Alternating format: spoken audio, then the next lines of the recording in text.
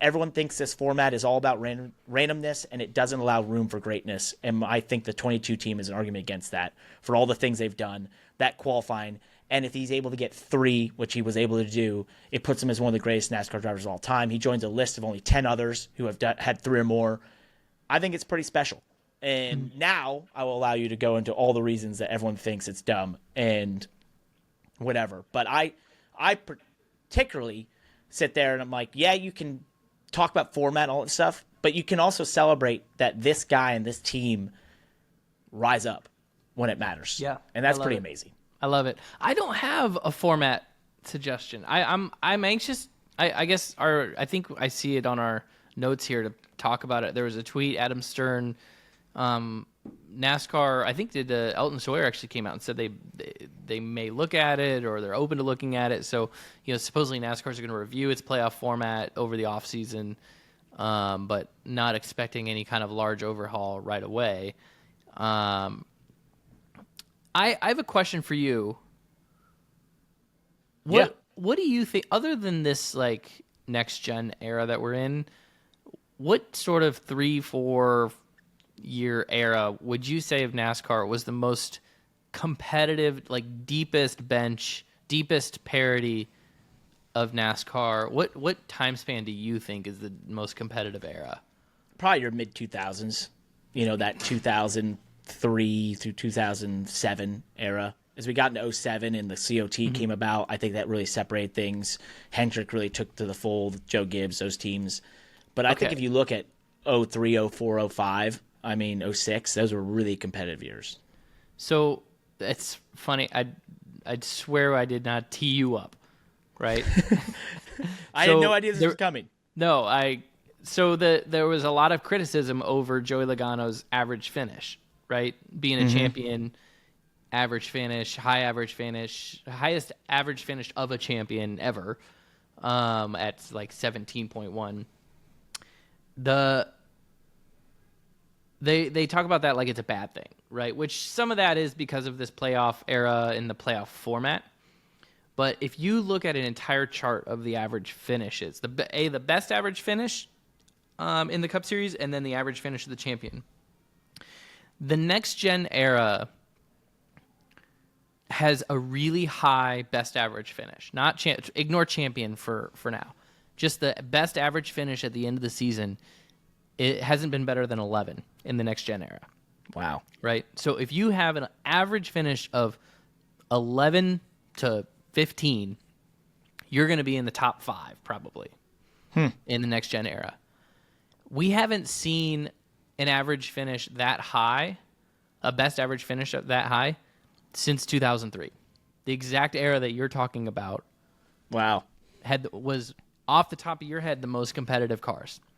Right? Yep. So, when I think high average finish for the best car in the field, I think, that must be pretty competitive, right?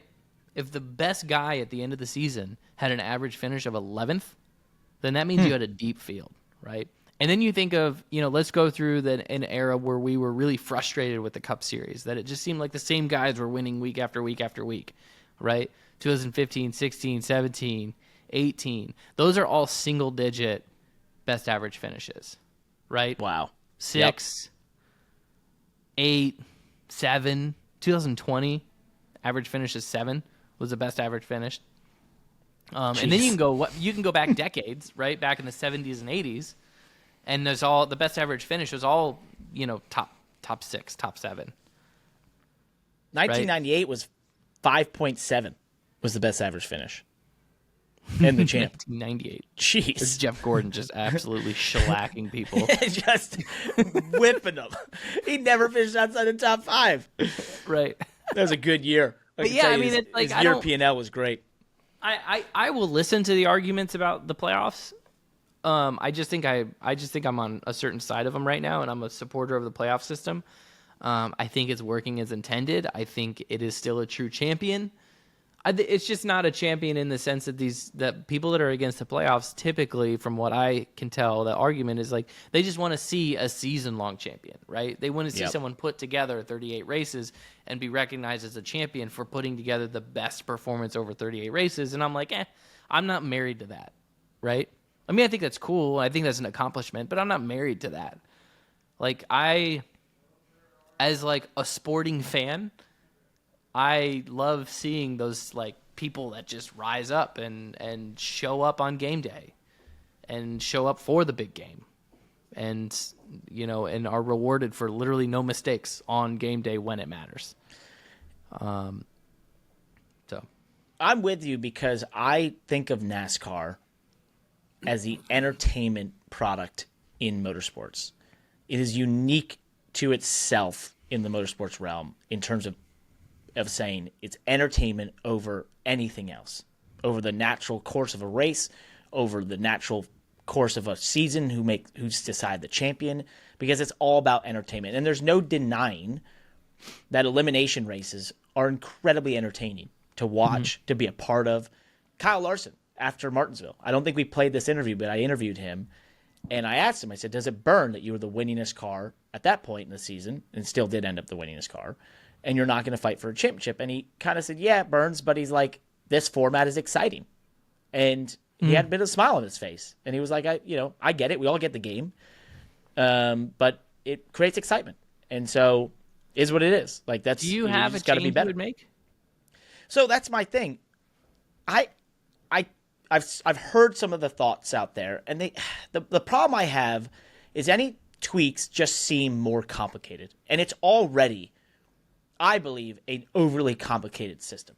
The idea of explaining playoff points, that how those work and how they go into the scenario, how you take those into different rounds, but you still add them up. Then trying to figure out where people who have fallen out, where they're finishing in points. You can't explain it in a loud bar to a newcomer. No, you can't. You cannot explain it. And I've tried to explain this to people because I personally have now raced in it twice over the last 2 years, and there's points where I can't explain why certain things are the way they are. And I'm like trying to, and it's just like, this is overly complicated, right? I like it. I think it works. But the thing where people are like, well, we need to reward the regular season champ more. I'm like, okay, so let's add another complication. So let's add another asterisk. Let's add another thing we have to explain in 20 seconds to an audience of 4 million people on NBC. It's just like, it's just craziness. You can't continue to make it more complicated. I think that would be a mistake. If anything, it's how do we simplify it, right? And I've heard some good simplifications out there. I've heard some of the ones out there. I think Denny and Steve Letarte had one on his podcast that involved, Steve Letarte wanted just winners to be in the playoffs, which I thought was a nice change potentially that kind of gets rid of the points thing. Mm-hmm. I thought, but you got to be like, oh wait, but timeout. You can't just have a guy win in the first quarter of the season and then just say everything else is a throwaway, because then why does he even show up to all the other races, right? So you have to have something that rewards them when they get into the playoffs. His thing was like, it's 7 races and then the last 3 races are just for the championship 4, right? Mm-hmm. I guess that's a good one. I could see the one tweak I could see being made that wouldn't mean tweaking any of the other rules, so that we don't have to learn any more rules, explain more rules, that sort of thing, is the idea of it not being a single race that decides the championship, but say a round, 3 races. That would probably be nice. You could have a good cross-section of races. I could see that, but just do that with the current format. Just tweak the races, the rounds, whatever. Don't change how they get there. Don't change the point system. None of that. I don't want to hear about, having to come up with more bonus points things and all that malarkey. It's just like, no. This can't be any more complicated. I don't agree with that at all. I think I think for what they're trying to do, it's the right thing. I think the counter argument to the current playoff system is a valid argument, but I think the solution to the counter argument is to go back to a season-long points, right? I don't think the solution to this counter argument is like, oh, well, let's give it a 3-race round robin, or let's give it, you know what I mean? Like, I don't think that's it. I mean, I could see the 10-race playoffs. I would go back to the original chase format. But I think the counter argument to the playoffs is just like, you know what? Okay, maybe NASCAR, we determined that NASCAR is better suited for a season-long championship, and our true fan base likes that and understands that and appreciates that. Who knows, right? Like, that's to me is the counter argument here in the solution. I don't think the solution is going like, okay, let's do 2 races instead of 1, or let's do 3 races. It's like, nah, I don't like that. I don't like that. Because if we're going to have a Mickey Mouse finalist, I don't want to watch that Mickey Mouse driver for 3 weeks. And I also don't want to lose run 15th for 3 weeks. I don't want to lose elimination races. I love them. Yeah, I love the elimination races. I think it's the coolest thing. Races. I love it. It's just for the format that NASCAR has designed, I think it's great.